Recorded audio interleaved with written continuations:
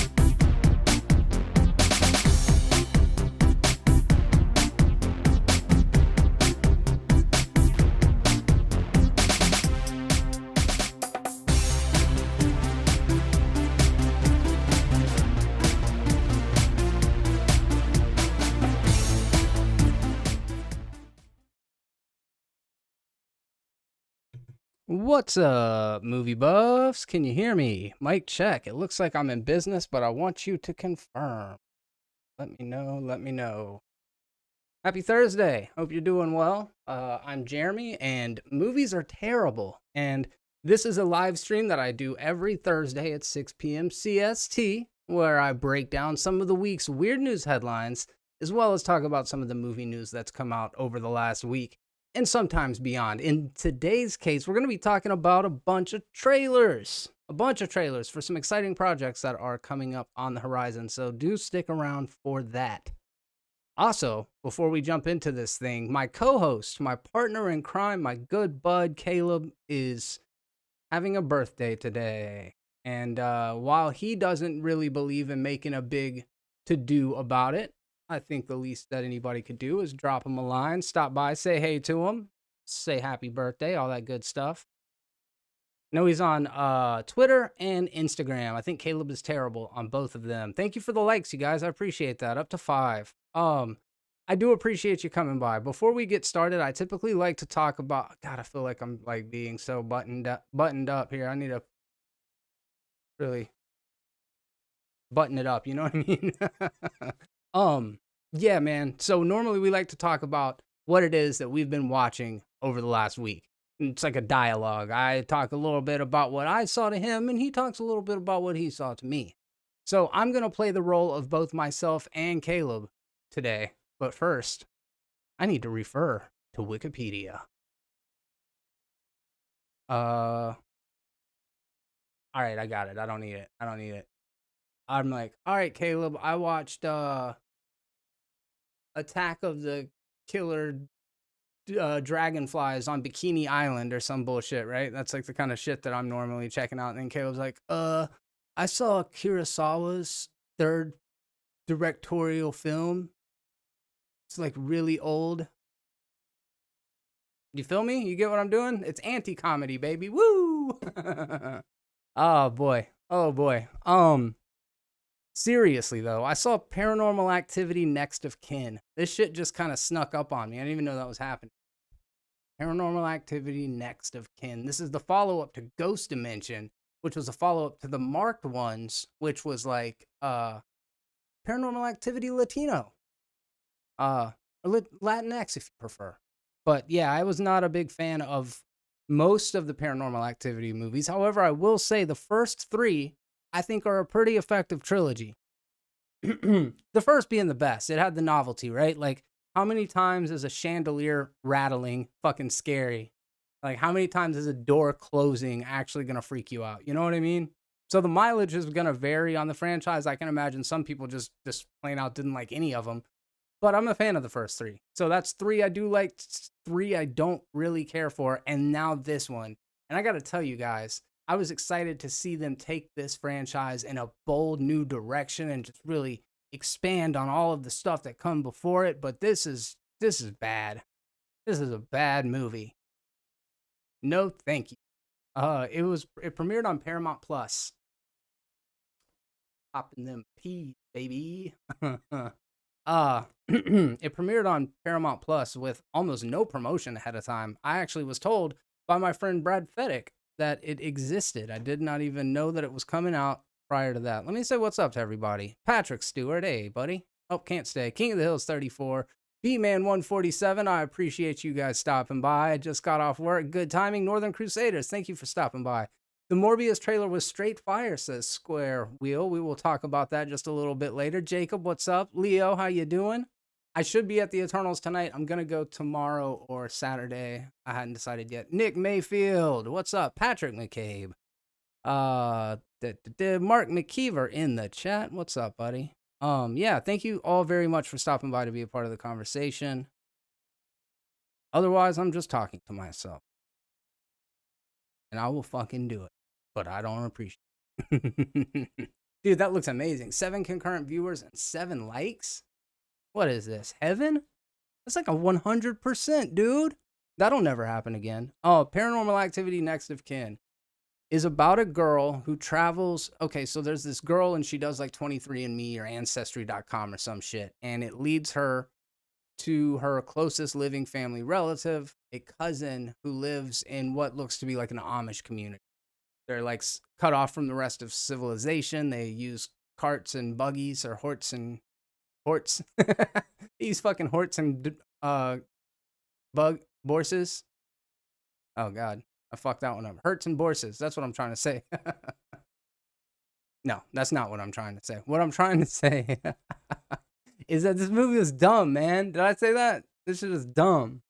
It was a fucking... So she goes to this Amish community and the people are suspicious, right? And she's like, oh, there's more to the story than what I know. Turns out her mother used to have a connection to this place. I'm not going to spoil anything else. That's the premise of the movie. And, yeah, it just, I don't know. It felt just cheap. And I know it is cheap, but the high definition cameras made it feel cheaper somehow because it felt like a real production instead of just being like, you know, handheld camcorders and shit. So anyways, not a big fan of that. I won't spend a lot more time talking about it. But did I say it stinks? It stinks. Titan. Boy, oh boy. French film, I believe. Let me pull up Titan real quick so I don't misspeak. Yes, it is a French film directed by Julia Ducournau. It is a 2021 body horror film. Stars Agatha Roussel in her feature debut as Alexia, a woman who, after being injured in a car accident as a child, has a titanium plate fitted to her head. What it doesn't tell you is that then she fucks a car. Not when she's a kid. She grows up, she fucks a car. And that is wild, bro. That is wild. Whoa, dude, look at that. 10 likes, 10 concurrent viewers. Woo! Thank you very much, guys. 100%. Love it. Love to see it. This movie's crazy, dude. So, like, just after and I didn't hear the car give consent, just throwing that out there. I don't know what the, standard is over there in France, but around here, we don't just go having sex with cars without consent. Maybe it's a cultural difference. I don't know. I can't speak to that. But she wakes up like a couple days later and she's showing. She's starting to have a little baby bump. And it gets weird. It gets weirder than that. It gets so much fucking weirder than that. It's not a movie that I would recommend because I think it was great. It's insane that it ended up winning the award at Cannes Film Festival. It ended up winning the Palme d'Or, which is the same award that Pulp Fiction won that kind of put it on the map back in the day. So because it was so hyped, I was very excited to see it. And it was a little overhyped, if I'm honest, but I would recommend it to you just because it's so fucking bonkers, dude. Like, what is that? You know what I mean? There's no other movie that's doing what this movie's doing, for better or worse, but it's kind of refreshing. And speaking of refreshing,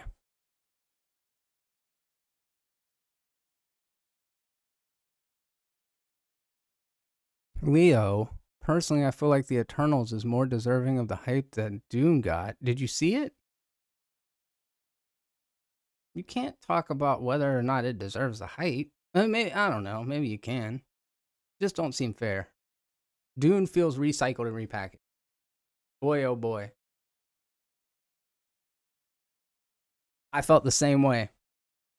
1000% felt the same way. And then I remembered that George Lucas actually ripped off Dune. Tin Diesel.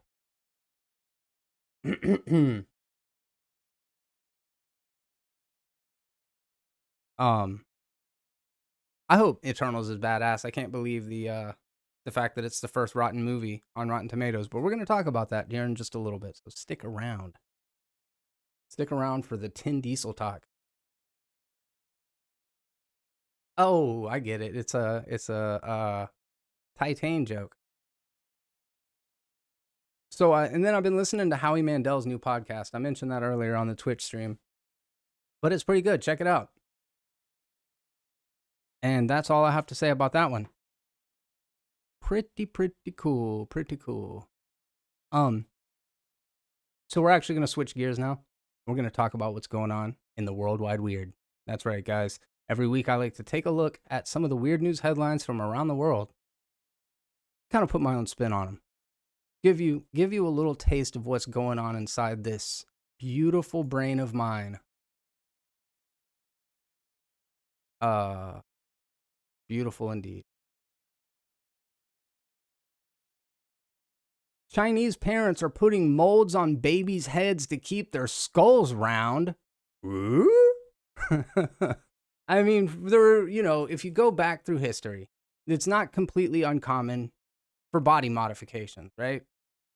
I mean, like tattoos, piercings, those things go back thousands of years. And there was the neck stretching where they would put the rings around their necks in some places in Africa. That was a thing that happened.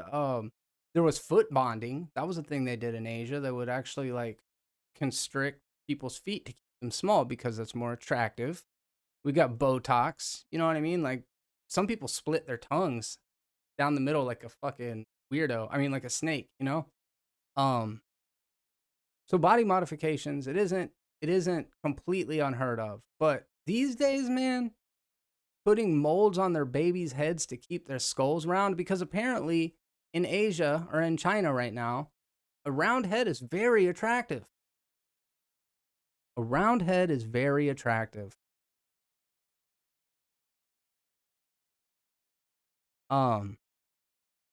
Round heads are all the rage in China, so some Chinese parents are putting their babies in pricey headgear to make their skulls rounder.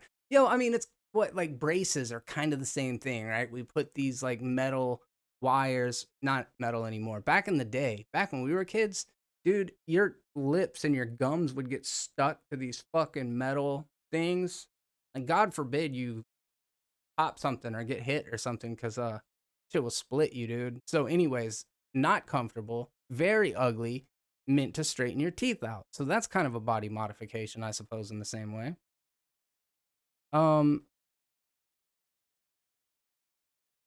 A report by Tencent News said that the trend of putting corrective molds on babies' heads started this October when parents flocking to stores to buy helmets for their children. These helmets resemble bowling balls and are supposedly catered to babies whose heads are flatter in the back. They involve the mold being strapped onto the child's head for extended hours, with the belief that this can help shape their soft, still developing skulls into a more aesthetically pleasing, rounded shape, per the country's beauty standards.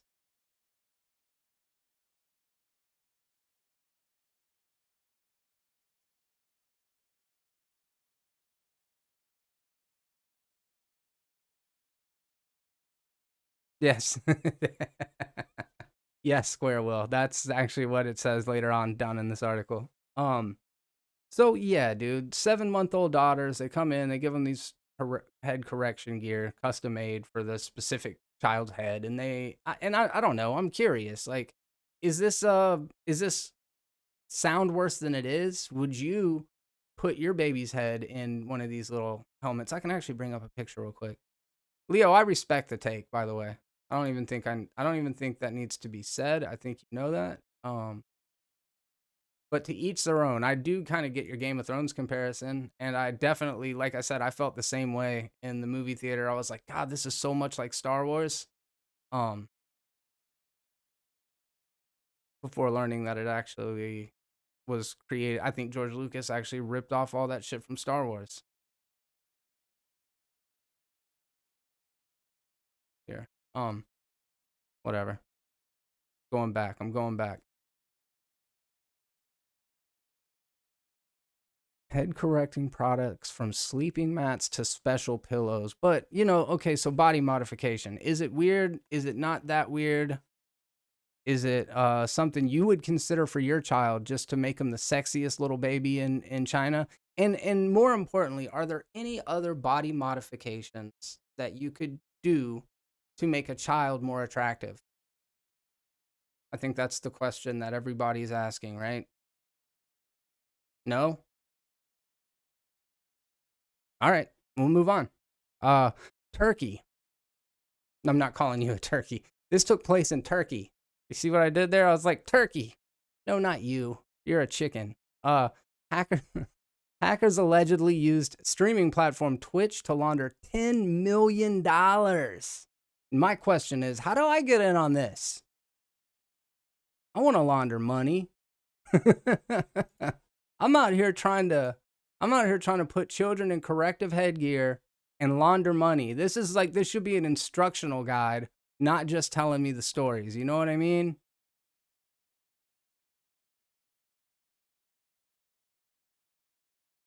DMFX, what's up? How you doing, man?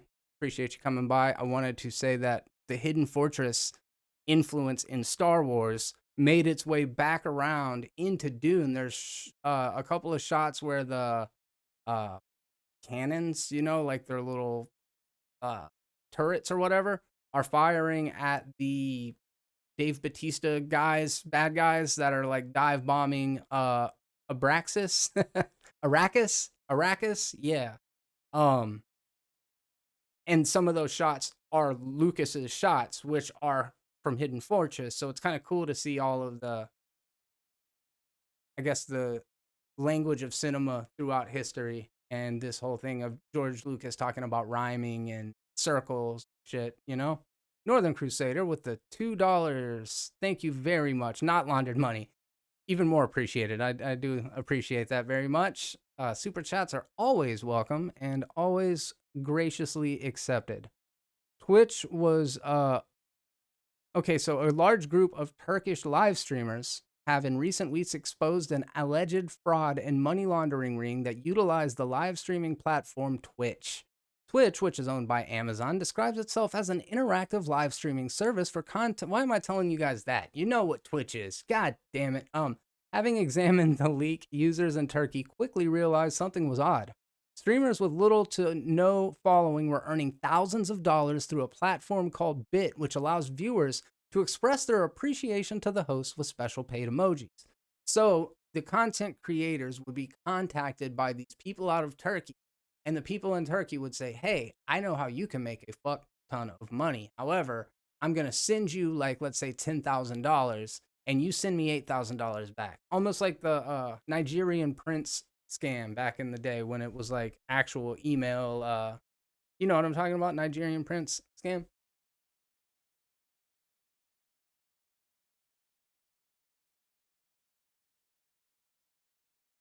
Cat drums, what's up? Visually dull. Ouchie. Subdued color palette. I will agree and slightly pivot to make it sound more positive because I get where you're coming from, but man, visually, it was very dark when the sandworm came up, though, right? That scene was very murky. My buddy Jonathan just called me and said that the movie theater that he went to just now, that the screen was really dark. And that's weird because I had that same feeling when I was watching the IMAX showing of Dune. But anyways, so yeah, they would get like $10,000, send it to a Twitch streamer who was then asked to send them back 8,000. I'm just throwing numbers out there. A large percentage of it went back to the people that originally donated in the first place. And this whole thing got blown open, and that's pretty crazy. Turkish Twitch users started using their own campaign with a hashtag calling for clean Twitch, after the money laundering scam.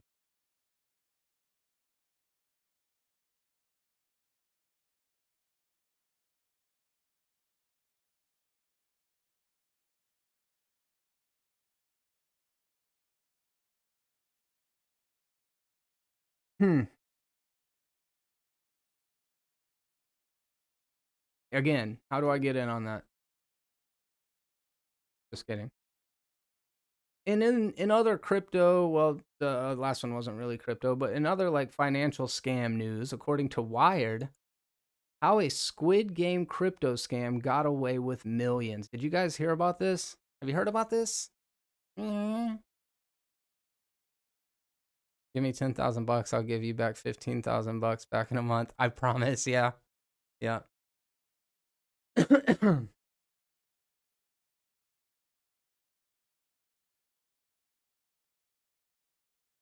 um, According to Wired, this is a crazy story. Luke Hartford was first tipped off to the new rising cryptocurrency thanks to a reply guy. The tweet was nestled under a post by Carl Martin, a Swedish cryptocurrency analyst and YouTuber. On October 27th, Martin was discussing the price of the Shiba Inu altcoin, which he believed could fall to zero. I can't read this whole article to you. It's way more than I thought it was.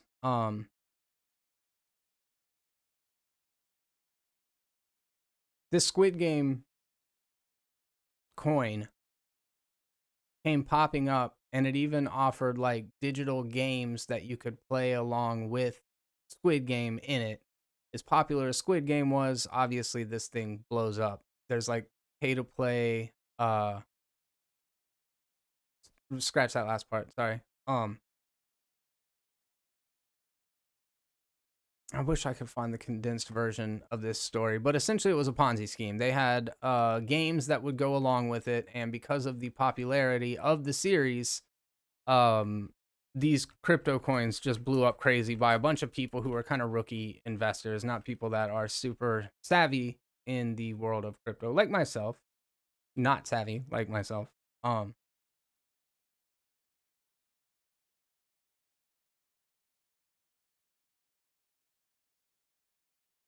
Let's see if I can find the dumb version of it. That's what I'm looking for. You know what I mean? The Squid token was launched as an exclusive coin of the Squid Game project, a crypto play-to-earn platform. The online tournament, which launched in November, mimicked the 6 rounds of game featured in its namesake. But unlike its Netflix counterpart, the company said, "We do not provide deadly consequences." Apparently, okay, so this was CNBC before the shit happened. And it ended up, the whole thing was a complete scam. The promoters vanished with the investors, and they're just like, sorry about your luck.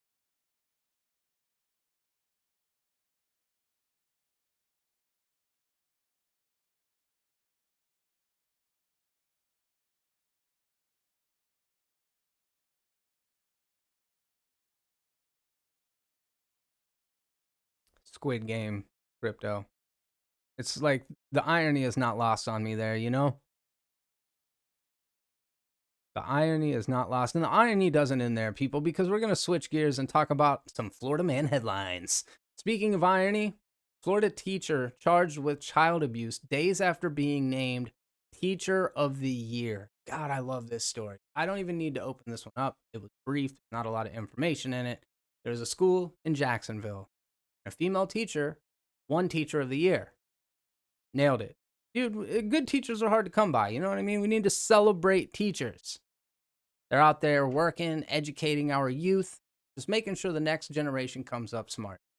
Now, if the next generation wants to go onto their social media after they get out of school and publicly blast and shame this teacher who they do not believe to deserve Teacher of the Year, if they want to do that, that's their prerogative, if you ask me. I'm not going to interfere, you know what I mean? Freedom of speech and such. Who am I to say what a student should be able to say about their teacher? Matter of fact, who is anybody to say what a student should say about their teacher other than said teacher, the one that's the butt of the joke? So, teacher gets awarded Teacher of the Year. One of her students goes home, posts on social media. This teacher doesn't deserve Teacher of the Year. Teacher calls a fucking meeting with her. Says, "Come into my office. We need to have a talk. Come into my classroom. We need to have a talk."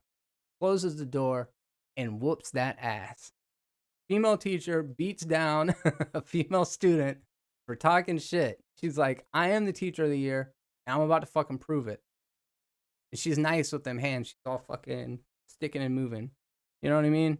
Like really good footwork, dancing, combos.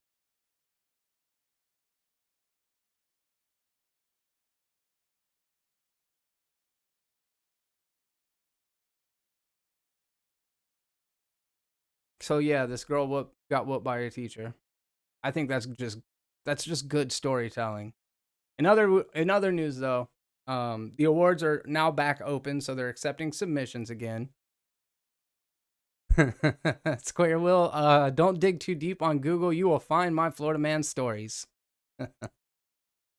Oh shit. Um.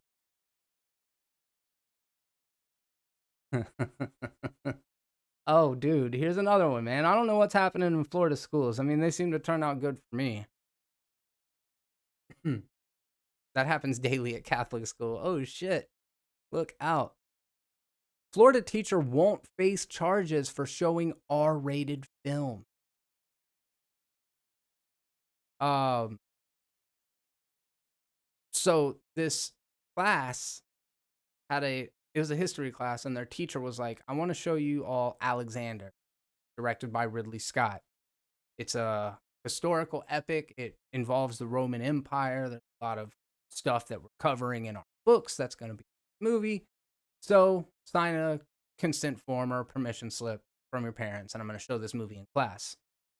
Well, one of the students wasn't able to attend class that day, but was still given the assignment to watch Alexander. So she sat down and she watched Alexander with her parents, and her parents are trying to sue the school for showing their child pornography. Tyler Adams, what's up, dude? Nick Mayfield, what's up? It's been a long time, Tyler. Hope you're doing well, man. Hope you're doing well. So yeah, dude, I don't know. Have y'all seen this movie? Have you seen Alexander? It's not Ridley Scott's best. I'm gonna be honest. It's him trying to recapture the glory of Gladiator again. He did it with Kingdom of Heaven, The Last Duel. This guy's always trying to do the fucking historical epics. But anyways, Alexander, not his best work. It's not a bad movie. It's just not his best work, right?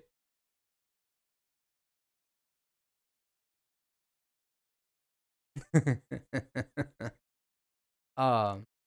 So yeah, dude, porn. Tried to hit him with porn, and judges like, no, that's not happening.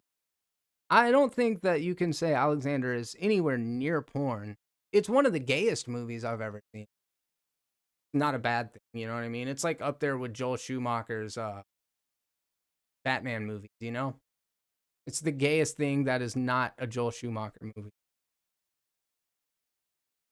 The only thing gayer is Colin Farrell's wig in the movie and Caleb. So anyways, we're gonna oh shit, we're gonna switch gears, guys. We're gonna talk about the Book of Boba Fett trailer. Alexander is like the remake of Clash of the Titans. Yeah, it's about on that level for sure. Um so yeah, dude, we're gonna talk about some movie news now, and there's a lot of it. Like a lot of it. That's why I kind of wanted to burn through some of the first stuff. The wig is why I skipped it. So over on Twitch a little bit ago, I was able to check out the trailer for the Book of Boba Fett, and obviously I watched Lightyear as well as Morbius.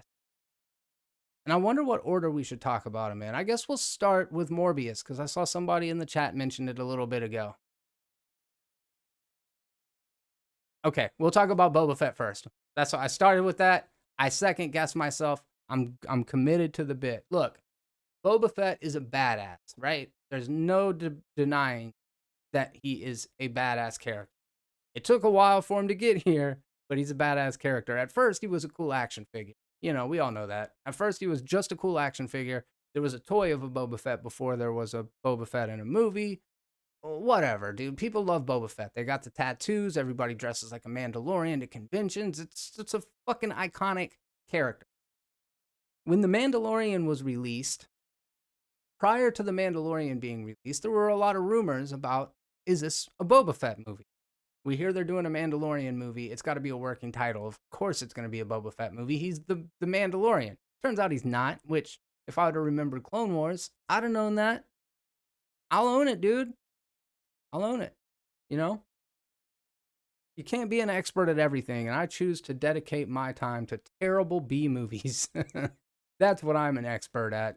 Just don't ask me questions because I don't have answers. Is this Star Wars milk doing it for you? All right, so the trailer looks fucking great. I love that Tamara Morrison is coming in and reprising this role that he's been involved with ever since the prequel series. Not the same actor that played him in the original series. That was Jeremy Bullock, who I had the pleasure of meeting at Pensacon a couple years back. But Tamara Morrison, he's good. I like the guy. He looks really cool in the trailer for this. And we were talking about also how just what a smoke show Ming Na Wen is. 57 years old. She's like Tom Cruise old, dude, and she looks amazing. So good for her. And I like that they're pitching it as a gangster movie or as a gangster series, right? That's something we hadn't seen in Star Wars before. And I like the idea of similar to what they do with Marvel, where it's like, yeah, it's a comic book movie, but it's also a heist movie. It's a comic book movie, but it's also a space opera. You get what I'm saying. Political. This is a Star Wars story that is also a mobster story. And I like crime stories. And I love that last line in this trailer when Ming Na Wen is like, if Jabba was running shit now, and I'm paraphrasing, if Jabba was running shit now, he would have fed you to the Sarlacc pit or something. I don't think that's what he says, but he'd have fucked you up. And then it gets like super silent. They're just like, oh shit. And then Boba Fett, it's like, speak freely. And you can like, the tension breaks and you realize like he's the Don now. He's running all of Jabba's palace, all of what is that, Tatooine or whatever. It looks really good. I'm excited about it. The effects vary in quality a little bit from shot to shot. Some of it looks really, really good. Some of it looks pretty CGI-ish, but it could just still be working out the kinks or, kind of smoothing off the rough edges from here forward before it's released. But it looked good. On a scale of 1 to 10, how excited am I for the Book of Boba Fett? Like a 7. And it has become a situation where it's like an embarrassment of riches. Like, it looks good.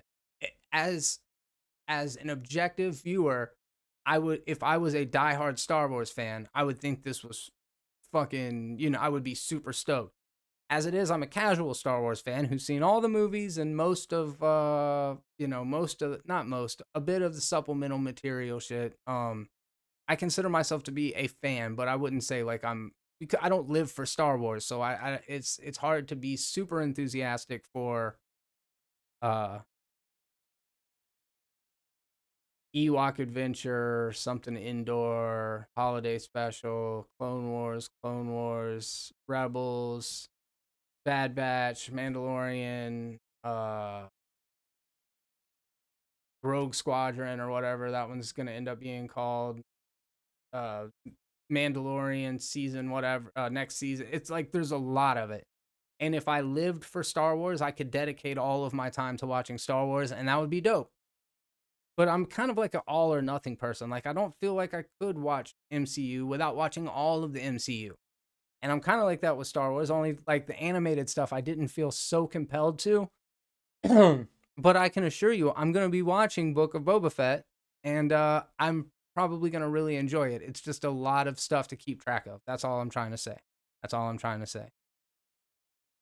Alex in the chat, what's up, dude? How you doing, man?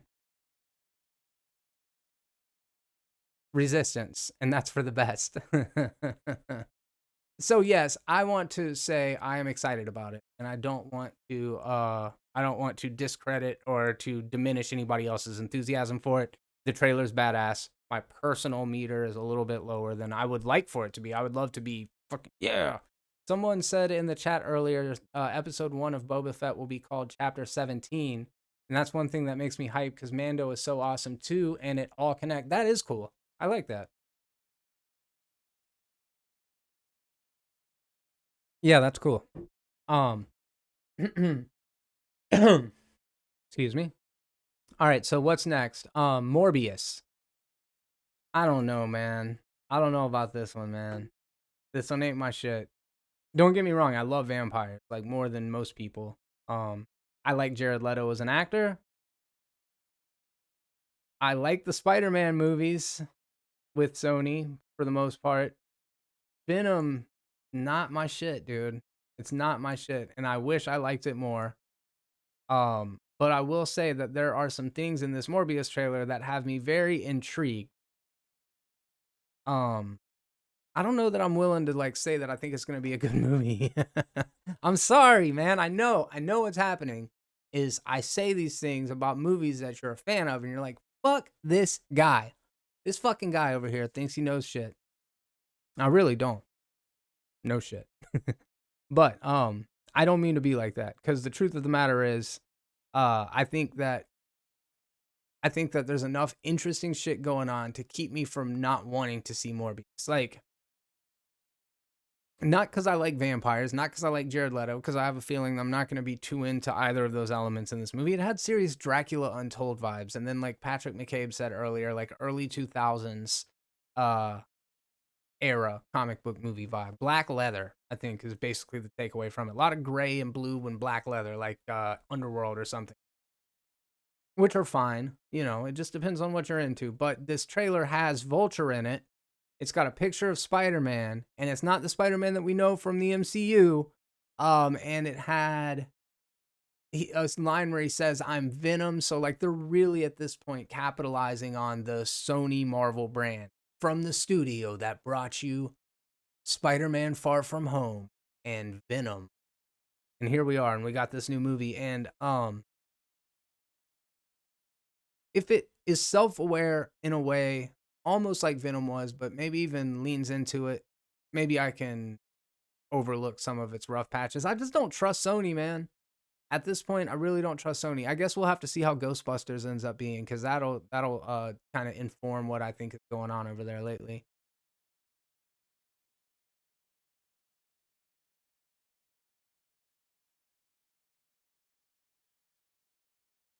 Old Boy, yes, you should watch Old Boy.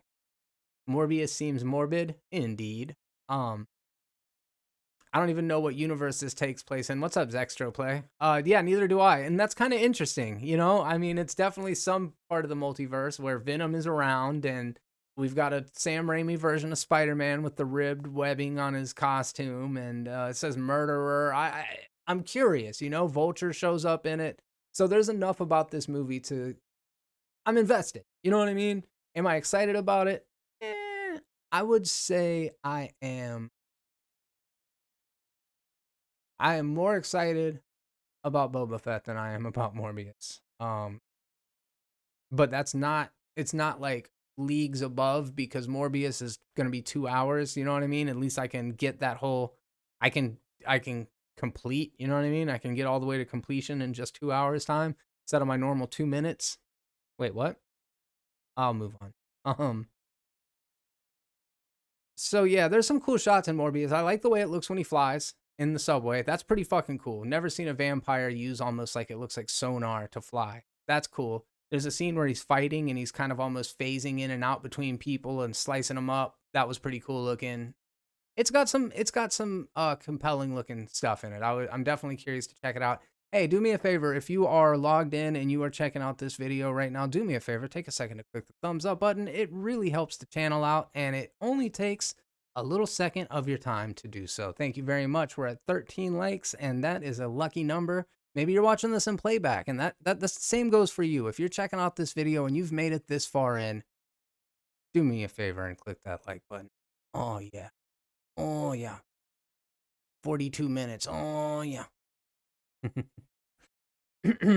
So yeah, I don't know. Morbius, Book of Boba Fett, and then talk a little bit about the Lightyear trailer, just because I checked it out also over on the Twitch live stream, and it looks good. It got me. You know, it's got David Bowie in the soundtrack for the trailer, which is always a plus, and it it hits a sweet spot. You know, I think a lot of us, and I'm an older dude, but I think a lot of us have a sentimental attachment or a sentimental connection to Woody and Buzz and the entire Toy Story universe. So to see them doing something so meta, it's kind of refreshing. I'm into the idea of it. It's unique. And it stands out as a project that is truly unlike anything I can think of. It's a biography of a real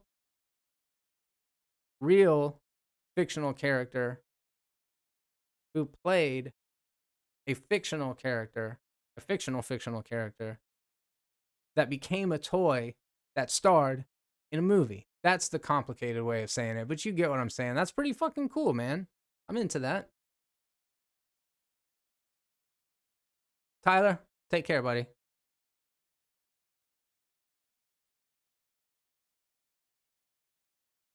I can see that Lightyear being Star Warsy and its look in the ship. I saw a little Guardians of the Galaxy in there with the hexagonal yellow force field shield thing that goes over the windshield. All right, and that covers the trailers. Oh, also wanted to mention real quick, Chris Pratt was cast as Mario and Garfield, and really, dude, does he need both those roles at one time? Give somebody not named Chris a fucking chance out here, dude. You know what I mean? There are so many names. Unless you want to give Christopher Branch a job acting in your movie, it's time to move on. No more Chris's unless it's Chris Branch or Christopher Walken.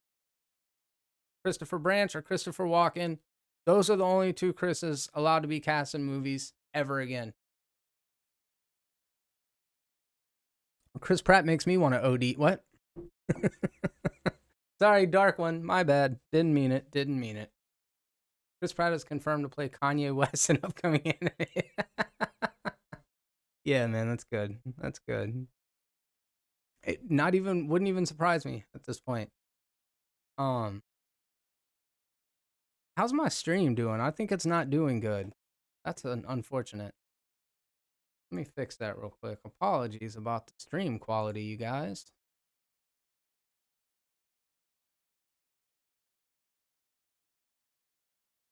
Maybe that helps. We'll see what happens. We'll see. Chris Brown? No Chris Brown. He's out.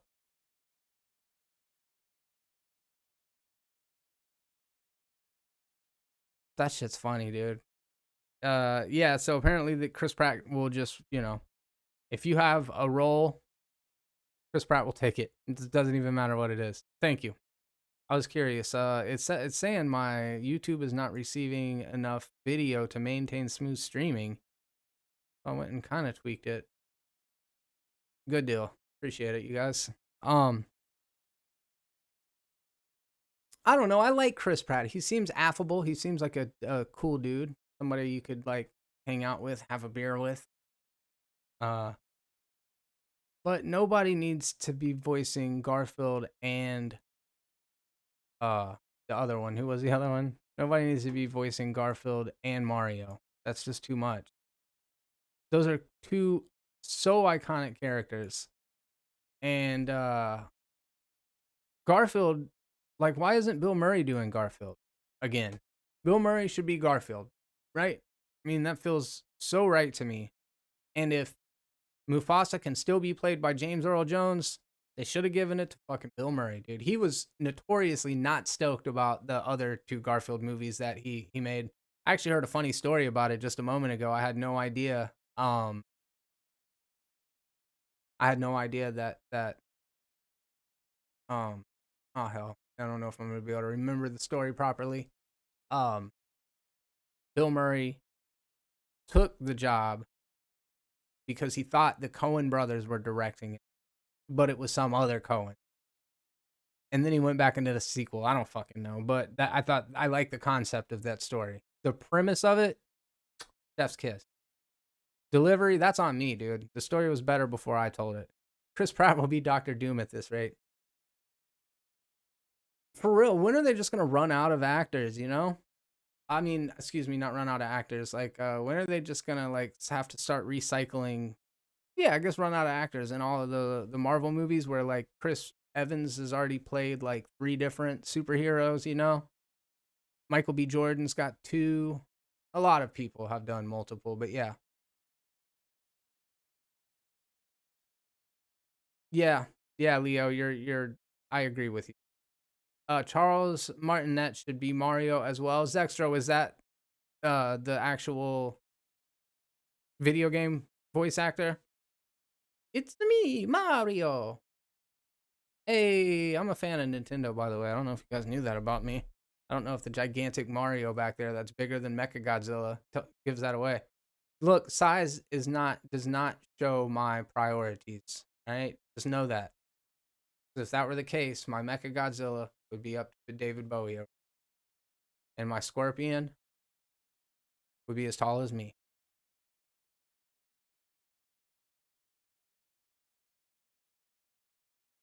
Yeah, I think that would be cool. And it's like he's around. You know, why not? Why not use the people that are so synonymous other than kind of to Leo's point? I mean, they want to have bankable stars, give a project credibility, but if you said in the promo like the same actor from the video games you grew up loving, people would be like, "Hell yeah." Where if you're like Chris Pratt, people are like, "Again? Really? Fucking Chris, what don't Chris Pratt do?" My girlfriend is literally playing Mario 64 next to me. Mind blown. That's amazing. Holy shit. I love to hear it. Love to hear it. A little old schooler than that. But this is what I do a bit in my free time is a little retro gaming when I'm chilling in here and get bored. Or crazy idea, get the actual voice actors for animated roles. Yeah. Yeah, for real. For real. I could see trend for Zendaya and Timothy and Tom Holland and Ryan Reynolds to get cast in like everything. Those names, yeah, those are good ones. Zendaya is definitely, or Zendaya is definitely having her moment right now.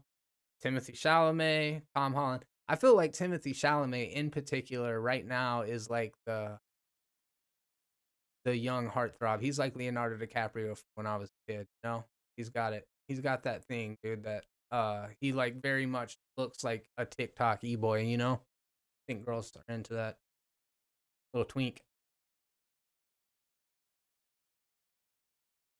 Tomorrow War did have some cool shit in it. I didn't love the movie overall, but I thought it was wild how they were just like dropping out of the sky and just fucking like half of them didn't even make it. More than half of them didn't even make it. Uh, Jurassic World and Guardians 3, I'm sure will be very good. Jurassic World 3, I'm sure is not going to be very good, but Guardians 3 will be good. I love Jurassic World. I'm a big Jurassic World apologist. I even thought the Indoraptor, or not the Indoraptor, the Indominus Rex, I thought that was a cool idea. I thought the Indoraptor was a cool dinosaur, but that the fact that they were genetically modifying dinosaurs the entire time, that tracked to me. The twist in fucking Fallen Kingdom made me want to jump off of that ledge when the volcano exploded. I would stick around for the volcano to explode. Just let it take me over the edge, you know? Just the lava just consumes me and pushes me over the edge just because I hated the twist in Jurassic World Fallen Kingdom that much. You know what I'm talking about. I don't even want to say it. It breaks my heart to say that that's what happened to the Jurassic franchise, but it also, in the same way the Indominus Rex makes sense, why the fuck wouldn't they do that? They don't need to go to the DNA of a billion-year-old extinct fucking species of mosquito. You get what I'm saying? Like practically it makes sense, but I don't like the thought of it. It creates cognitive dissonance. Cognitive dissonance. Yeah, dude. When that Indoraptor, yes, he does. He goes, and you're like, oh fuck, here we go. We're getting a third Jurassic World soon. It'll be out. I want to say next year. There's a really good short that Colin Trevorrow did as well. I don't know if y'all saw it. It's very short, and it's just the dinosaurs loose at a campground. Pretty fucking cool. If you haven't seen it, highly recommend it. Or recommend it highly. So is that it, dude? Has not the podcast. This is the last topic, and then we're gonna wrap it up. Is this it for Marvel? Got our first rotten review. Not review, excuse me. We got our first rotten consensus for a Marvel movie on Rotten Tomatoes. Is this the end? Just I think Jessica Chastain all day, right? I might think Bryce Dallas Howard's slightly more attractive, but I don't guess that really. I don't know if what's the question, you know. Um, Jessica Chastain's a better actor. Bryce Dallas Howard is very, very hot as whatever her character's name in Jurassic World is.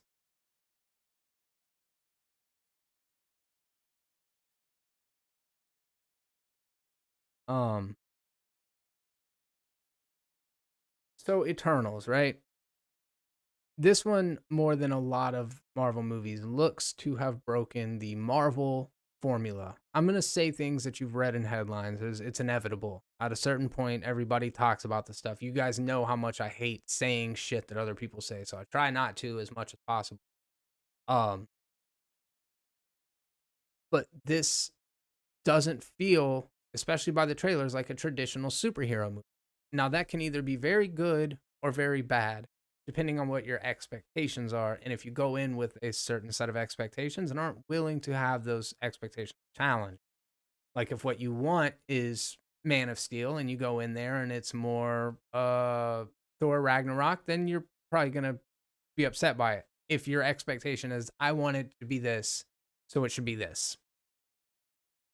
I like the idea of doing something that is a little more divisive, dare I say, something that isn't as formulaic. This is the longest MCU movie at 2 hours and 37 minutes, something like that, which is a long fucking movie. That is a very long movie. That is like Infinity War long. It's got a great cast in it, obviously. I mean, Kamal Nanjiani, Salma Hayek, Kit Harington, Richard Madden, Gemma Chan, other people. I can't. Brian Tyree Henry, uh, whatever. A bunch of people in it. Famous ass, great cast. And I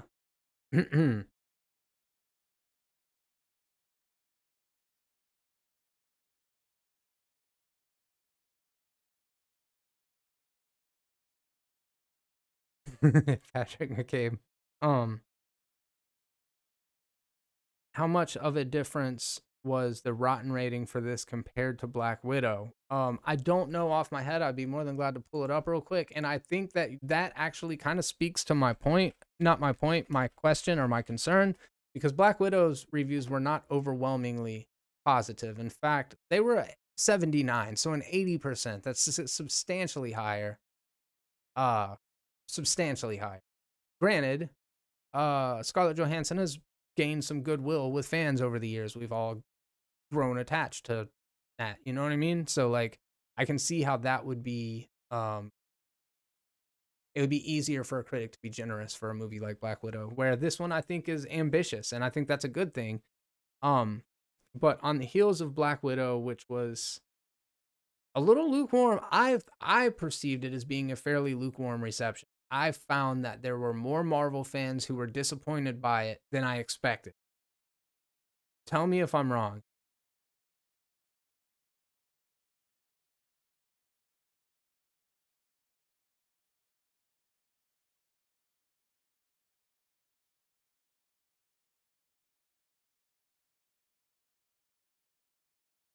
Angelina Jolie, Mrs. Smith. Oh yeah, that is Angelina Jolie. I was like, Jada Pinkett, what the fuck? Train to Busan, yeah, Train to Busan guy or Busan, excuse me, it changed. Train to Busan guy. I can't think of what his name is right now either. And then I normally know the goofy looking dude's name too. But I can't think of it right now. He was in The Green Knight. Oh, Zextro, you've seen it. Mark, I rewatched Black Widow last night and I was not as into it the second time as I was the first time, unfortunately. Not that I still don't think it was bad. There's a lot of things I like about it. Florence Pugh's character is like adorable in it. Like her whole thing about the vest, that is like the most adorable scene in a movie. It's got all the pockets and stuff. I was like, ah, you customized her vest. That's cute. Sizzle reel, what up, dude? Widow was timing for me. If it came out chronological time, it would have been more accepted. Yeah, I think that's a very good point. That's a very good point. I feel like these bad reviews are supposed to be all press is good press. Like they're trying to get people to go see it. It's bad wink, but will actually be really good. Oh, like some 4D chess going on there. Like, okay, so the critics are writing bad reviews because they want the audience's defiance to drive them to the movie theater. If you say my Marvel movie's bad, I'm going to fucking see that shit 3 times. Not the craziest thing I've ever heard. That's for sure. I did not see Lamb, Nick. I have it on my computer. No, I did not see. I gotta be careful. I did not see Lamb. No. Um. Oh, you're talking about Black Widow. Is extra? I see. I see. Um. Yeah, I just felt like it kind of fell off towards the end. Black Widow did. Uh, the ending in particular is not good.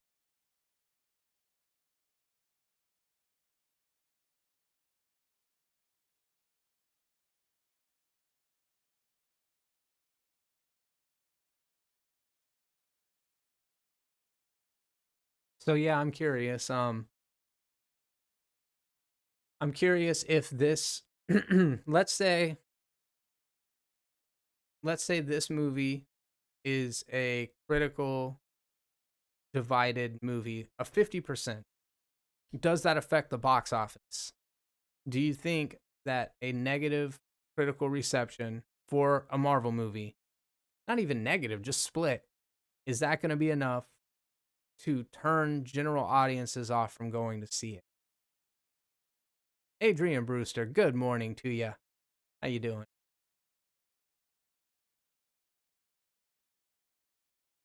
I don't know about the Toni Morrison thing.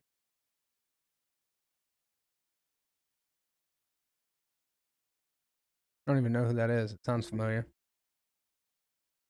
So, in addition to this Rotten Tomatoes score, which may or may not affect the box office, I'm kind of waiting to hear what you guys think about that. Matter of fact,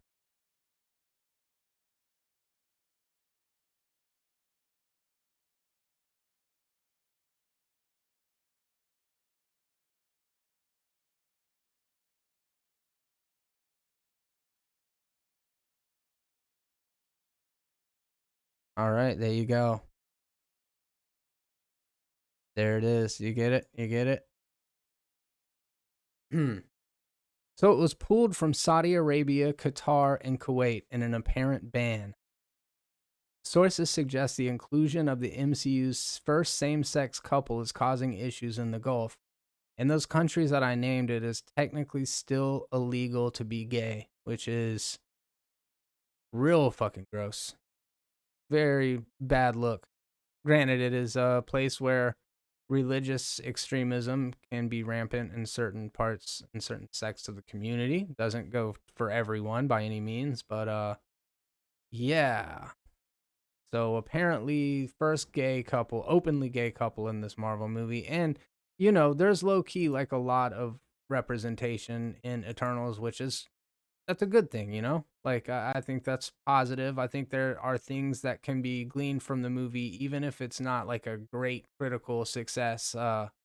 It can still be good for certain people for different people for different reasons.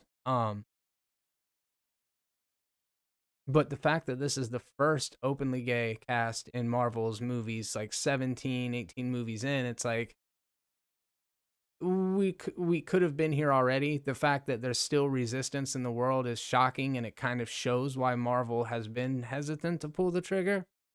But we have to be bold, you know what I mean? America, as far as that kind of stuff goes, like we lead the world in terms of entertainment. We should be dictating what that entertainment's able to represent, And hey, Disney made this decision despite the fact that they probably knew they could have issues in the UAE and over in the Middle East, and they did it anyway. So I got to give them a little bit of props for that. Onward, Pixar's movie was banned across Kuwait, Oman, Qatar, and Saudi Arabia over a single line referencing a lesbian relationship. I seen the movie and I don't remember that, but that is what the fuck, you know? That seems very, very trivial.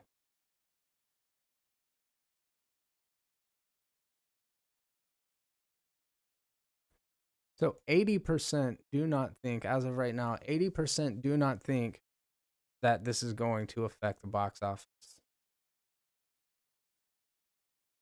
I wouldn't be surprised to find that it.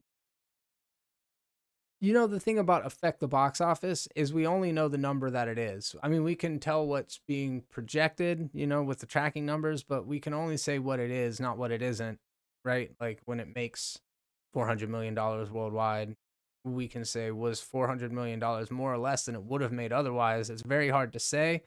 I tend to fall on the side, though, if it does affect the box office, it's going to be nominally. I don't think any of us who are having this conversation right now are going to be deterred by it. I saw the way people reacted to my dislike of the movie Venom, and at this point, I have just accepted if there's a fucking comic book character or a cape in it, somebody's gonna fucking love it. You know what I mean? Somebody's gonna love it. Doesn't have to be for me. It doesn't have to be for me. And not a lot of things are. And you know what? What the fuck do I know? You know?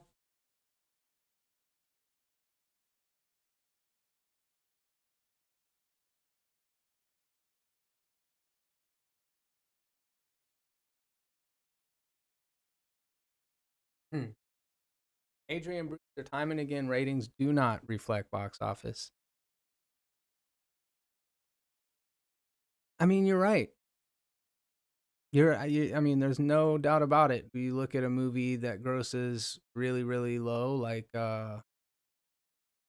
any Oscar movie, you know what I mean? Like the biggest, most critically beloved movies don't do great. James Gunn's Suicide Squad was well reviewed, didn't make a lot of money. And then, yeah, obviously the opposite's true because the first Suicide Squad wasn't good and it did make a lot of money. So I think that's fair. I think that's fair. I I wonder though, like at what point does it start to sour, I suppose.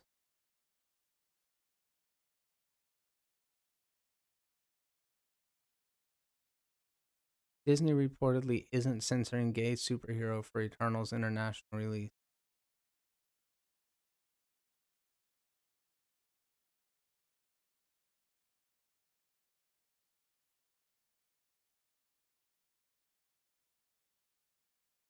Oh, that's interesting, Nick. Justice for the elderly. I'm into it. I'm into it.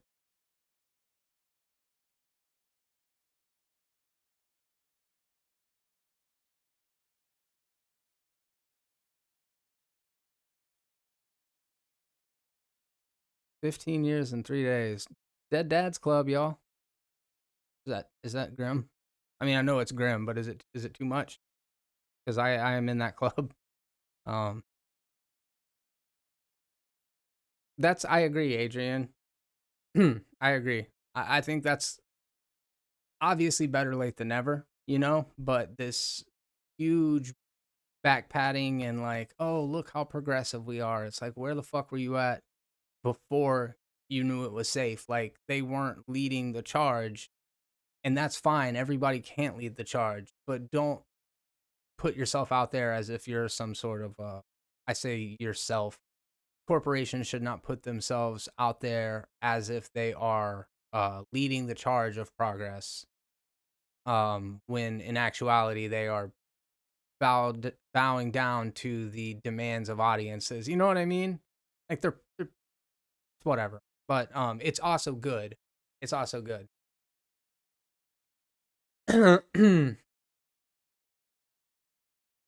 Good. Um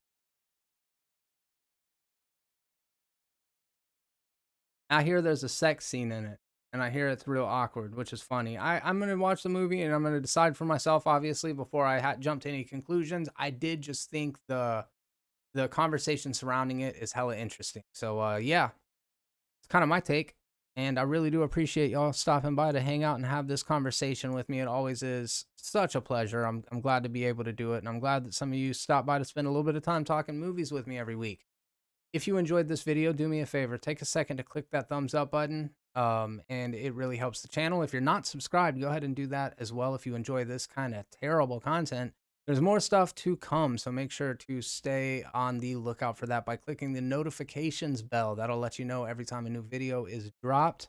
Much love to everybody here in the chat, and I will talk to you on the very next video. Be terrible.